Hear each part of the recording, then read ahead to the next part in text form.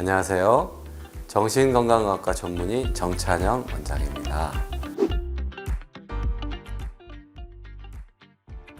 여러분 혹시 PTSD 올 것 같다라는 말들을 주변에서 많이 하시죠? PTSD란 외상 후 스트레스 장애라고도 하고 트라우마라고도 하는 스트레스성 장애를 말합니다. 저도 진료실에 있으면서 사람들의 다양한 트라우마를 마주합니다. 현재 흔한 트라우마로는 지진이나 산불, 태풍, 홍수 같은 자연재해에서부터 교통사고, 산업재해, 아동학대, 강간이나 살인 등 범죄, 국가폭력, 고문에 이르기까지 매우 다양합니다. 사회적으로 고립된 사람들이 이런 트라우마를 겪을 때 더 많은 어려움을 겪는데요. 현대, 특히 우리나라에도 고립된 사람들이 늘어나고 있음에 대해서 주목할 필요가 있겠습니다. 최근에는 무차별 폭행과 관련된 트라우마도 증가되고 소방관이나 경찰관, 외과의사, 응급구조사, 응급의학과 전문의, 상담사 등 트라우마를 전문적으로 경험해야 하는 직업군의 트라우마 관리에 대해서도 관심이 증가하고 있습니다. 이처럼 트라우마는 누구에게나 그리고 어디에서나 볼 수 있고 아주 다양한 형태로 존재합니다. 조금만 관심을 기울이면 어쩌면 가까운 이웃에게도 발견할 수 있는 숨어있는 트라우마들이 많아 보입니다. 오늘은 스트레스 장애와 트라우마 경험에 대해 알아보고 어떻게 극복하면 좋을지 알려드리도록 하겠습니다.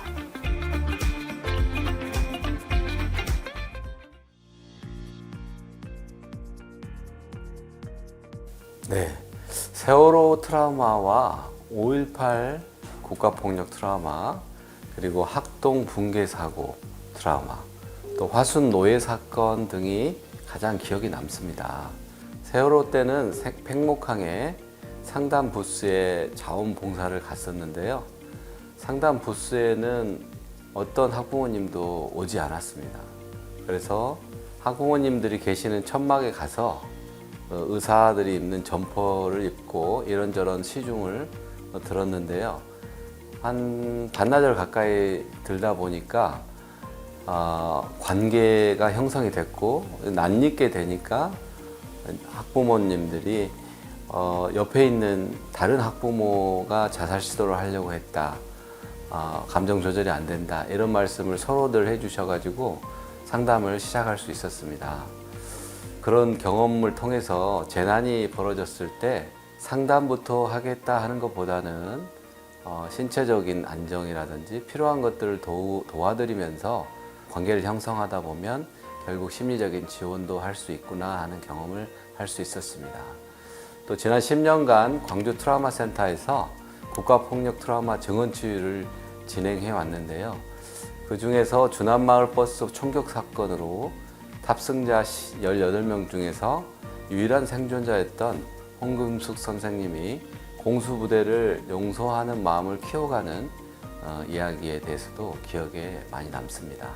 학동 붕괴 사고에서는 아버지와 딸이 같이 버스를 탔다가 아버지만 살아남은 가슴 아픈 사연이 기억에 남고, 화순 노예 사건 때는 군복무를 정상적으로 마친 건장한 청년들이 여러 명이 한 명에게 가스라이팅을 수년 동안 당해서 노예가 되어가는 과정이 기억에 많이 남습니다.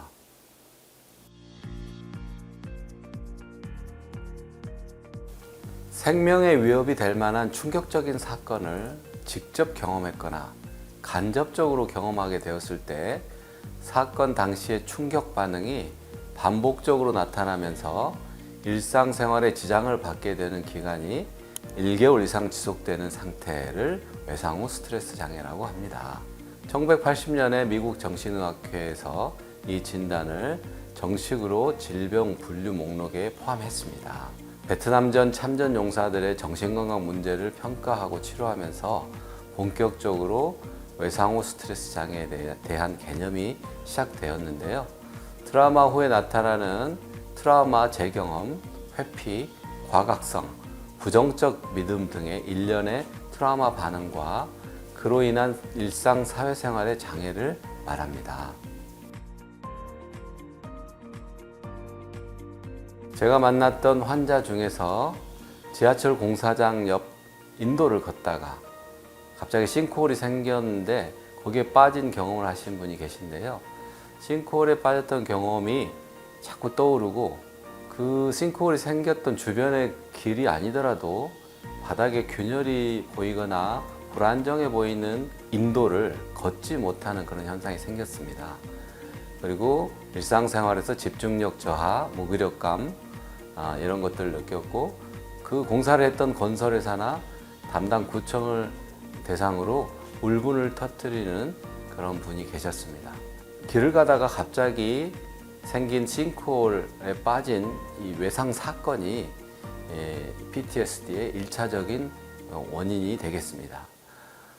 외상적 사건으로는 남성의 경우에는 전쟁 경험이 가장 많고요. 여성의 경우에는 물리적 폭행, 성폭행이 많습니다.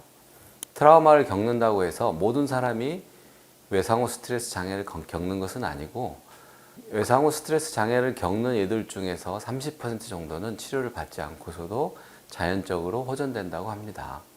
외상후 스트레스 장애의 위험 인자로는 어렸을 때 경험한 트라우마 사건, 성격 장애나 불안, 우울 장애, 사회적 고립, 여성, 유전적 특성, 중독 문제 등이 있습니다.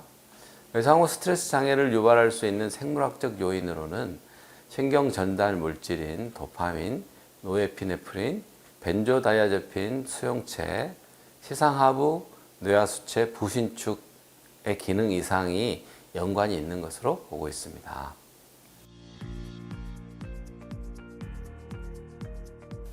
우선 대표적으로 침습 증상이 있는데요. 가장 특징적인 반응입니다. 우울장애와 PTSD를 구별할 때 우울장애에서는 어떤 곱씹는 걱정이라든지 반추라고 하는 반복되는 생각이나 기억을 반복하는 반면에 PTSD에서는 감각적인 기억, 악몽, 해리 반응, 플래시백과 같이 사건이 다시 일어나는 것 같은 착각을 느끼고 거기에 따른 심리적 고통과 생리적 반응이 일어나는 것을 말합니다. 두 번째로 회피 증상이 있습니다. 외상과 연관되는 상황을 회피하는 것인데요. 무감각과 마비, 해리와 같은 것이 일어납니다. 그래서 사람이나 장소, 어떤 사건과 관련된 활동이나 물건 이런 것들을 피하려고 합니다. 사건의 중요한 부분에 대해서 기억을 상실하기도 하고 멍해지기도 합니다. 세 번째로는 인지 및 감정의 변화가 있는데요. 외상 사건의 원인이나 결과에 대한 자신이나 타인을 비난하게 되는 지속적이고 왜곡된 인지 상태를 말합니다. 이것은 증상의 만성화나 심각도, 기능 손상의 정도를 예측할 수 있는 중요한 인자입니다. 세상에 대한 부정적인 믿음, 예를 들어서 세상은 믿을 수 없다, 세상은 너무 위험하다, 나는 다시 좋아지기 어려울 것이다 와 같은 그런 믿음이 생기는데요. 안전에 대한 불신, 또 미래에 대한 비관 등으로 인해서 의미 있는 활동에 참여하지 못하는 그런 현상이 나타날 수 있습니다. 또 공포감이나 불안, 우울과 같은 감정을 조절하기 어려워지고 고립감이나 소외감, 또 긍정적 정서를 느낄 수 없는 상태가 될 수 있겠습니다. 네 번째로는 자율신경계가 과각성되는 현상인데요. 쉽게 놀라거나 두근거리고 가슴이 답답하거나 복통을 겪거나 주변의 현상에 대해서 과도한 경계를 하고 무모하거나 자기 파괴적인 행동을 하고 공격성을 띠거나 위험한 행동을 하고 자살 사고나 자살 행동, 또 폭력성, 불면증, 청각 과민증 이런 것들을 나타낼 수 있겠습니다. 이런 증상들로 인해서 대인관계와 사회생활에 어려움을 겪게 되고 또 우울증이나 공황장애, 알코올 의존과 같은 다른 정신질환을 앓게 되는 경우도 있겠습니다. 어린이의 경우에는 공포 반응을 더 심하게 경험하는데요. 혼자 있는 것을 무서워하고 야뇨증이나 손가락 빨기, 부모에게 매달리기 등 몸의 증상으로 공포심을 잘 표현하는 현상이 있습니다.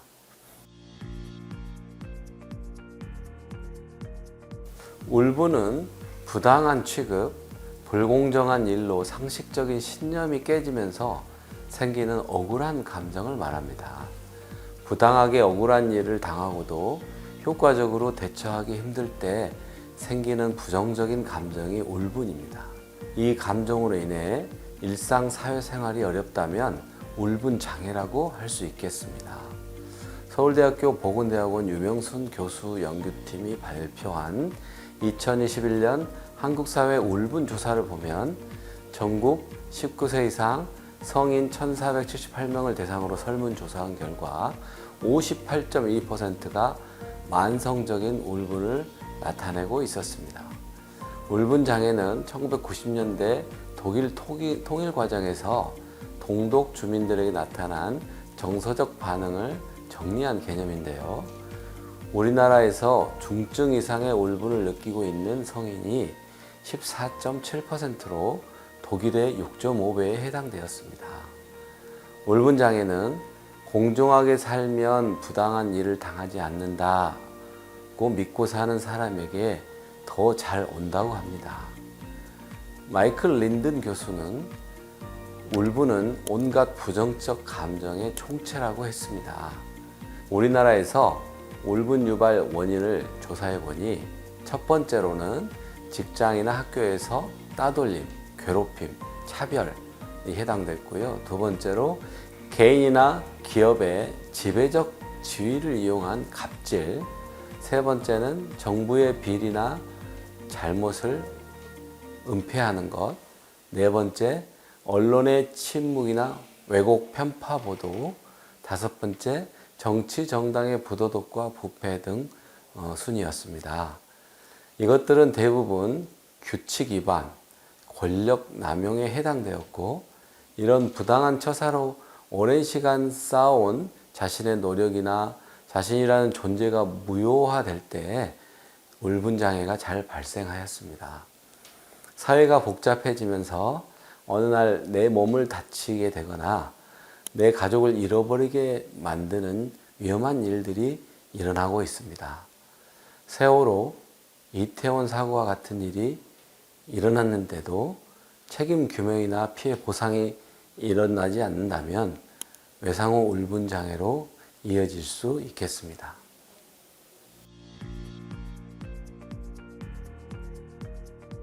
울분을 일으키는 사건을 경험한 직후부터 다양한 부정적 감정 반응이 나타납니다.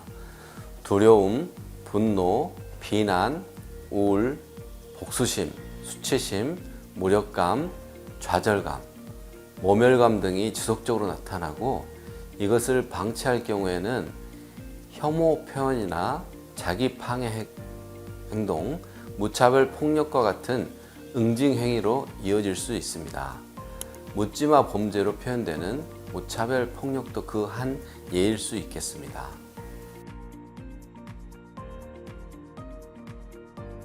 어떤 특정 일로 인해서 감정의 상처를 받고 상당한 정도의 울분감을 느끼고 정신 건강에 지속적으로 안 좋은 영향을 받고 정의에 어긋나고 불공정하다고 느끼게 되고 이것이 반복적으로 생각나고 화가 많이 나고 복수하고 싶고 또 자기를 탓하기도 하고 어떤 노력을 해도 소용없는 일이라고 느끼거나 우울하고 불행하게 한다고 느끼고 신체 건강을 해치게 되고 특정 장소나 사람을 회피하거나 스스로를 무기력하게 느끼고 책임져야 할 사람들이 내가 당한 일과 똑같이 당하는 것을 상상하고 나면 만족스럽고 의욕이 많이 줄어들고 더 예민해지고 정상적인 감정을 느끼기 힘들며 직업이나 가정에서 이전처럼 활동할 수가 없고 친구 관계나 사회생활에서 더 위축되며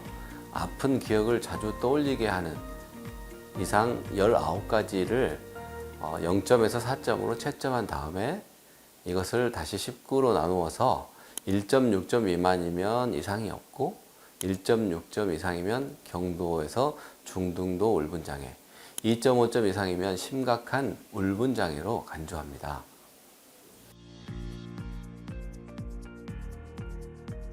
우선 우울이나 불면, 감정 조절이 어려울 때 약물 치료를 하고요. 울분을 야기한 부조리한 것들에 대해서 법적으로나 사회적으로나 제도적으로 해결하고 개선할 수 있도록 노력하고 또 다른 주변의 도움을 받는 것이 해결책 중에 하나겠습니다. 정신치료로는 대표적으로 지혜치료가 있는데요. 지혜는 울분의 해독제라고 합니다. 여기서 지혜는 인생에서 풀기 어려운 문제에 대처하는 능력을 말하는데요. 지혜치료를 살펴보면 일어난 상황과 감정의 본질을 명료화하고 온전하게 감정적 이해를 하도록 돕고 또 상대주의로 다른 사람의 관점에서 상황을 이해해 보기도 하며 사건이나 자신과 거리를 두기를 하고 관점을 변화하거나 시간적, 상황적 맥락을 잘 반영해서 다시 한번 사건을 짚어보고 또 긍정적인 경험에 초점을 맞추고 공감이나 수용 등을 통해서 울분을 완화하고 지혜를 얻는 치료를 말합니다. 지혜로운 사람에 대한 연구 결과 지혜로운 사람은 힘든 경험과 거리 두기를 할 줄 알고 자신과 타인의 행복에 더 관여합니다. 또 능동적으로 문제 해결에 참여하고 새로운 상황에서 경험을 더 잘 이용하고 삶의 만족도가 더 높다고 합니다.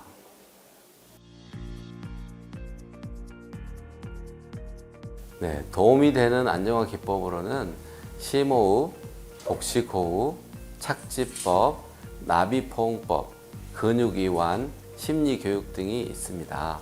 손을 잡아주고 토닥이거나 몸을 따뜻하게 해주고 족욕이나 반신욕, 따뜻한 차를 마시거나 봉인상자 기법을 하는 것도 신체적 혹은 심리적 안정에 도움이 되겠습니다. 호흡법을 짧게 설명드리면 코로 숨을 들이마시고 입으로 후 하고 소리를 내면서 풍선을 불듯이 천천히 끝까지 내쉽니다. 가슴에서 숨이 빠져나가는 느낌에 집중하면서 천천히 내쉬면 되겠습니다. 이것을 478 호흡법이라고도 하는데요. 4초 동안 들이마시고 7초를 쉰 다음에 8초 동안 내쉬는 것을 말합니다.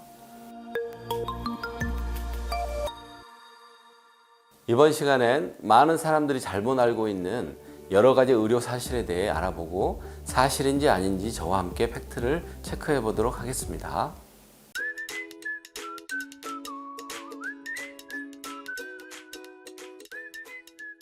사실이 아닙니다.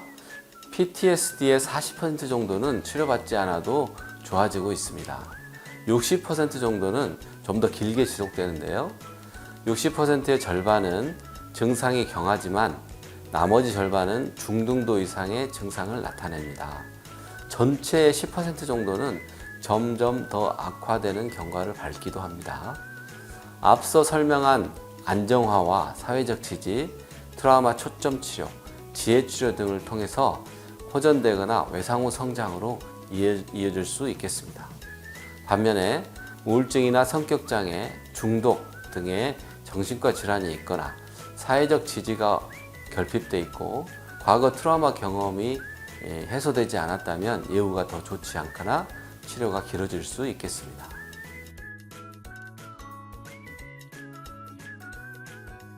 사실입니다. 외상 후 스트레스 장애는 발생 시간에 따라 다음과 같이 세분할 수 있습니다. 첫 번째로 급성인데요. 증상 기간이 3개월 이하면 급성이고요. 만성은 증상 기간이 3개월 이상을 말합니다. 따로 지연성이라고 부르는 게 있는데요. 트라우마 사건이 발생한 후에 6개월 이후에 증상이 나타나면 지연성이라고 합니다. 이처럼 사건 발생 수년 혹은 수십 년 후에도 발병할 수 있는 것이 PTSD입니다. 반면에 외상 후 울분장애는 사건 직후부터 나타나는 특징이 있습니다.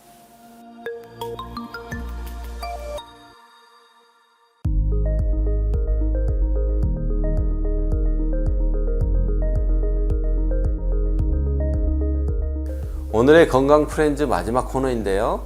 오늘의 주제를 저만의 3가지 키워드로 요약해 보도록 하겠습니다. 첫 번째 키워드, 외상성 사건은 깨진 꽃병이다. 갑자기 일어난 충격적인 트라우마 사건은 일어나기 전으로 되돌아갈 수 없이 벌어져 버린 사건이라는 점에서 접착제로 붙이더라도 예전으로 돌아갈 수 없는 조각난 꽃병과 같습니다. 그러나 역경에서 성장을 만들어낸다고 말씀드렸듯이 우리는 깨진 꽃병 조각을 모아서 새로운 예술작품을 만들 수도 있다 라는 점에서 깨진 꽃병에 비유해 보았습니다. 두 번째 키워드, 외상후 스트레스 장애는 카나리아와 같다. 과거에 광산에서 폭발 사고가 자주 일어나니 광부들이 가스에 예민한 카나리아를 들고 광산에 들어가서 가스 폭발 사고를 감지하고 예방했었다고 하는데요. 한번 겪은 위험한 일을 다시 겪지 않기 위해서 우리는 외상후 스트레스 장애를 통해서 트라우마 사건을 되뇌이고 연관된 상황을 회피하며 과도하게 경계하게 됩니다. 다만 가스에 노출이 너무 심하다면 카나리아가 생명을 잃을 수 있듯이 트라우마 이후에 안전이나 정의를 위해 우리가 할 수 있는 조치를 하고 트라우마에 숨어있는 지혜의 메시지를 배우면서 트라우마 스트레스 장애가 오래 지속되어 우리 삶이 망가지지 않도록 해야 할 것입니다. 세 번째 키워드, 외상후 울분 장애는 번데기와 같다. 삶에서 겪는 억울한 사건을 되뇌이면서 울분에 빠지는 외상후 울분 장애는 고통스럽고 외로운 상태라는 면에서 고치 속의 번데기에 비유할 수 있겠습니다.